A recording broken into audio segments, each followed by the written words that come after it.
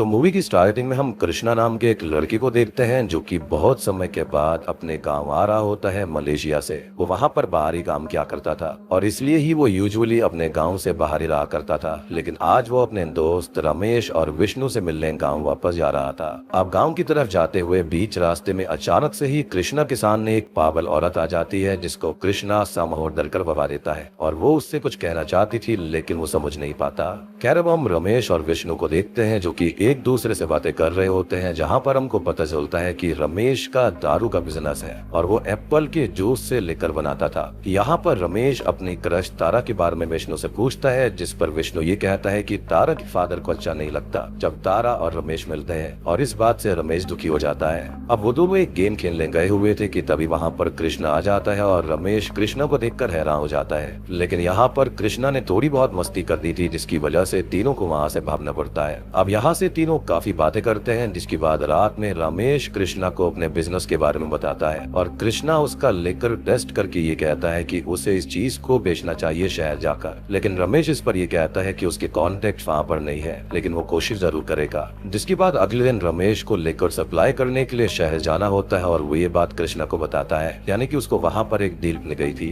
खैर रमेश और कृष्णा दोनों ही अब शहर के लिए निकल जाते हैं और वहाँ पर उसको लेकर सप्लाई करना ही था और ऐसे ही लगभग शाम हो जाती है। तो ठंड मरने की वजह से दोनों आग जलाकर वहाँ पर उसके करीब बैठकर बातें करने लगते हैं कि तभी वहाँ पर एक हरमेड यानी कि एक बाबा वहाँ पर आ जाते हैं जो कि काइंड ऑफ किसी अघोरी जैसे लग रहे थे। अब कृष्णा ये ऑब्जर्व करता है कि उन बाबा को ठंड लग रही है, इसलिए वो अपने बैग से एक ब्लैंकेट निकाल कर उनको दे देता है और अपने साथ आग के पास आकर बैठने के लिए बोलता है, जिस चीज से वो बाबा काफी खुश हो जाते हैं। अब वो कृष्णा को ये कहते हैं कि मैं तुम्हें वैसे तो कुछ नहीं दे सकता लेकिन मेरे पास एक चीज है तुम्हें देने के लिए, और वो अपने कपड़ों से एक बंदर का कटा हुआ हाथ यानी कि मंकी स्पॉ निकाल कर उसको देते हैं और कहते हैं कि ये हजारों साल पुराना एक बंदर का हाथ है जो कि काफी पावरफुल मैजिकल बंदर था और इसके हाथ से जो कोई भी विश तुम मांगोगे वो पूरी हो जाएगी। अब ये सारी बातें वो दोनों ध्यान से सुन ही रहे थे कि तभी रमेश के जो पेट होते हैं वो बाहर से अचानक काफी ज्यादा शोर करने लगते हैं और इसलिए रमेश वहाँ से चला जाता है। लेकिन उस वक्त वो बाबा कृष्णा से ये कहते हैं कि इस हाथ को सिर्फ वही इस्तेमाल करेगा जिसका ये हाथ है, यानी कि जो इसका मालिक है, और अगर किसी और ने इसका इस्तेमाल किया तो इसका रिजल्ट बहुत ही खतरनाक होगा। और कृष्णा हाथ को अपने पास रखकर उसके बारे में सोचने लगता है और ये जो चीज होती है वो रमेश ने नहीं सुनी थी, यानी कि ये वार्निंग उसको नहीं पता थी। अब नेक्स्ट मॉर्निंग ही कृष्णा और रमेश देखते हैं कि वो बाबा वहाँ से चले गए थे और साथ में कृष्णा का ब्लैंकेट भी वहीं पर था, जो कि थोड़ा सा सरप्राइजिंग उनको लगता है। जिसके बाद में दोनों ही उस दुकान पर पहुंच जाते हैं जहाँ पर उनको शराब सप्लाई करनी थी और वहीं से नजदीक में कृष्णा की आंटी का भी घर था, इसलिए वो उनको विजिट करने का फैसला करता है। अब कृष्णा अपनी आंटी से मिल लेता है और दूसरी तरफ रमेश भी सारी लिकर की बोतल्स को देकर पैसे कलेक्ट कर लेता है। जिसके बाद दोनों घर लौटने लगते हैं। अब घर लौटते समय रमेश की एक फ्रेंड पेमा उन दोनों को रास्ते में ही रोक लेती है और काइंड ऑफ कृष्णा को देखकर अट्रैक्ट हो जाती है, इसलिए वो उन दोनों को अपने इधर ही रेस्ट करने का बोलती है। अब कृष्णा को भी रेस्ट करना था इसलिए दोनों वहीं पर रुक जाते हैं। जिसके बाद तीनों के बीच में काफी बातें होती है और उसी दौरान कृष्णा बताता है कि उसकी शादी होने वाली है और अभी उसकी फैमिली लगभग शादी को फाइनल कर चुकी है और उसके पास उस लड़की का फोटो भी था। जिसके बाद में जब कृष्णा ये फोटो रमेश को रिवील करता है तो रमेश बिल्कुल ही चौंक जाता है और ऐसा इसलिए था क्योंकि वो फोटो किसी और की नहीं बल्कि उसकी ही क्रश तारा नाम की लड़की की थी, यानी कि वही लड़की जिसके ऊपर रमेश को क्रश था। और इस चीज से रमेश एकदम ही शांत होकर टेंशन में आ जाता है। अब देखो रमेश कोई अमीर आदमी था नहीं, लेकिन कृष्णा अच्छे खासे पैसे कमाया करता था, तो अगर शादी की बात चलती भी है तो कृष्णा की शादी तारा से होना पक्का था, इसलिए रमेश बहुत ही ज्यादा स्ट्रेस में आ गया था। अब पेमा यहाँ पर कृष्णा को कहती है कि वो तारा को जानती है और जस्ट वो उनके नजदीक के दूसरे ही गाँव में रहती है, लेकिन साथ ही साथ हम ये भी देख पाते हैं कि पेमा को कृष्णा अट्रैक्टिव लग रहा था और इस चीज का कृष्णा भी पूरा फायदा उठाता है, वो उसके साथ में काफी फ्लर्ट करने लगता है। अब रमेश वैसे ही काफी स्ट्रेस में था, इसलिए वो कृष्णा को घर चलने के लिए कहता है, लेकिन कृष्णा यहाँ पर फ्लर्टिंग और अल्कोहल में इतना डूब चुका था कि आज की रात उसे यहीं पर इसी घर में स्पेंड करने का मन हो रहा था, इसलिए रमेश को भी वहीं पर रात स्पेंड करनी पड़ती है। अब रात में जब कृष्णा सो रहा होता है तब हम रमेश के पर्स में तारा का फोटो देख पाते हैं और इस बात को रियलाइज करते हैं कि रमेश तारा के लिए डर रहा था कि कहीं उसकी शादी कृष्णा से ना हो जाए और इसलिए ही वो कृष्णा की पॉकेट से वो बंदर का हाथ निकाल लेता है और उससे बाहर जाकर विश करता है कि तारा उसको मिल जाए। अब अगले दिन जब दोनों पेमा के घर से जा रहे होते हैं तब रास्ते में कृष्णा रमेश को थोड़ा परेशान देखता है और तब इस बात को हम जान पाते हैं कि कृष्णा को पिछली रात को ही इस चीज का आइडिया हो गया था कि जिस लड़की को रमेश पसंद करता है वो तारा ही है और साथ ही साथ उसको ये बात नहीं पता थी कि रमेश ने उसका मंकीज पॉ यूज किया है।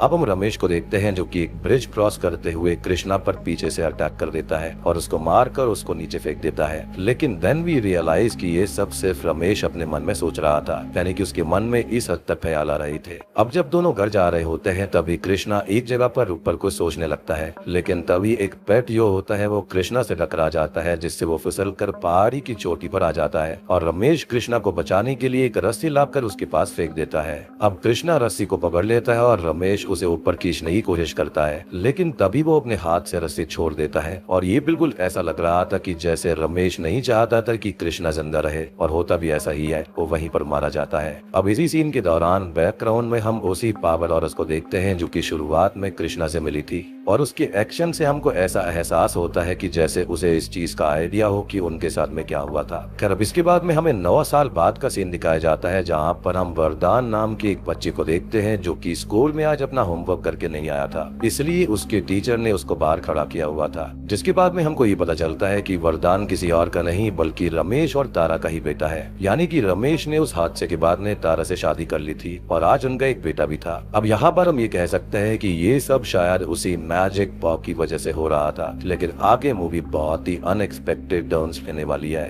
अब रमेश यहाँ पर एक नॉर्मल लाइफ जी पा रहा होता है, जहाँ पर उसके साथ में उसका प्यार तारा भी होती है और साथ ही साथ वो एक डिसेंट अमाउंट भी कमा रहा होता है हर महीने। अब हम रमेश को देखते हैं जो कि एक ओनर से बात कर रहा होता है, जहाँ पर वो शॉप का ओनर रमेश को 5000 लिकर बॉटल्स का ऑर्डर देता है, जिसके लिए 3 महीने का समय फिक्स किया गया था, और साथ ही साथ वो उसको 50% एडवांस भी दे देता है, जो कि होते हैं 1,37,000 रुपए, यानी कि 1,37,000। और इतना पैसा रमेश के लिए काफी था, और इस चीज का रमेश और उस ओनर के बीच में एक लीगल एग्रीमेंट भी होता है। अब तारा रमेश को कहती है कि उन्हें लिकर बनाने के लिए कुछ लोगों को हायर कर लेना चाहिए, लेकिन रमेश इस पर कहता है कि उन्हें इसकी जरूरत नहीं है और वो एक लिकर मशीन ले आएगा जिससे जल्दी काम हो जाएगा। अगले दिन रमेश एक एप्पल ओनर से एप्पल की डील्स करता है और शहर से जाकर लिकर बनाने वाली मशीन भी ले आता है, जिसके बाद रमेश और तारा मिलकर अपनी पूरी मेहनत से लिकर बनाने लगते हैं। अब सब कुछ सही चल रहा होता है, लेकिन एक दिन रमेश को बहुत ही बड़ा झटका लगता है। एक रात रमेश बहुत ही अनएक्सपेक्टेड सी चीज देखता है कि उसके घर पर कृष्णा आया है, जी हाँ, जो कि 9 साल पहले मारा गया था।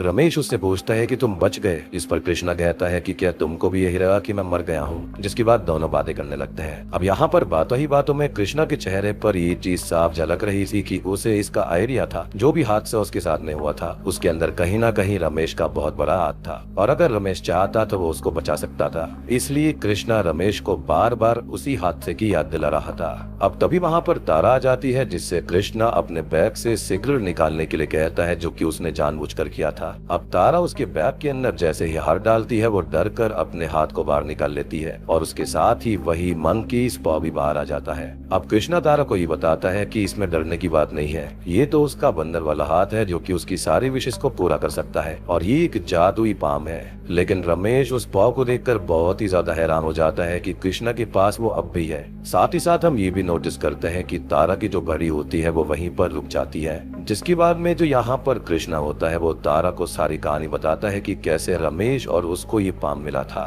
जिसके बाद में तारा कृष्णा से उस पाम को अपने हाथ में लेकर ये कहती है कि क्या ये कोई भी विश पूरी कर सकता है, जिस पर रमेश तारा के हाथ से उसको छीन लेता है और कहता है कि कोई भी विश मांगने की जरूरत नहीं है। और यहाँ पर हम रमेश की आंखों में उस मैजिक पाम का डर देख पाते हैं, क्योंकि वो जानता था कि इसके क्या कॉन्सिक्वेंसेस हो सकते हैं, यानी कि उसको कृष्णा की मौत का आज तक भी गिल्ट था, लेकिन यहाँ पर वो हैरान था कि कृष्णा वापस कैसे आ गया, और वो भी 9 साल के बाद क्यों। खैर अब इसके बाद में सभी सोने के लिए चले जाते हैं, जहाँ पर अगली सुबह तारा कृष्णा को ढूंढती है, लेकिन वो कहीं पर भी नहीं था। अब हैरान कर देने वाली बात ये थी कि उनका जो मेन डोर होता है वो अभी भी अंदर से लॉक हो रखा था और वो खुला नहीं था, इसलिए ऐसा लग रहा था कि जैसे कृष्णा हवा में ही गायब हो गया और यहाँ पर कभी आया ही ना हो। और रमेश को ये चीज और भी ज्यादा डरा देती है, क्योंकि वो बिल्कुल उसी बाबा की तरह गायब हो गया था। अब रमेश पर कृष्णा का तो डर छाया ही हुआ था, लेकिन दूसरी तरफ उस पर एक और मुसीबत आने वाली थी। रमेश ने जो 5000 बॉटल्स की डील की थी, उसमें से उसने अभी तक सिर्फ 500 ही बनाई थी, और अगली बॉटल्स बनाने के लिए उसको एप्पल्स की जरूरत थी, लेकिन उन एप्पल्स को बड़ा होने में अभी 1 महीने का समय लगने वाला था, इसलिए रमेश कुछ नहीं कर सकता था।